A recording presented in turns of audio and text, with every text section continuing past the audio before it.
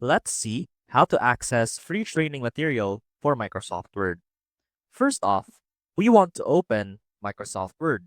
And as you can see right here, we have our document ready.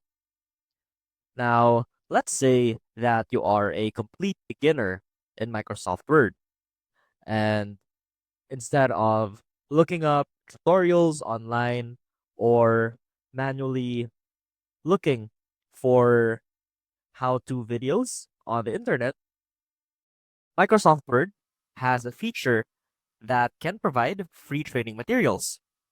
So to access those materials, first click on the Help tab right here on our ribbon, and you should be able to find Show Training. And when you click on that, this window should pop up on the right, which should provide you with the different kinds of features that Microsoft Word has. So from here, you have a lot of options on what you want to learn about. Learn about quick starts, slides and layouts, text and slides, pictures and graphics, present how to present slideshows, animation, video and audio, or you can also learn about how to collaborate and share your work with others.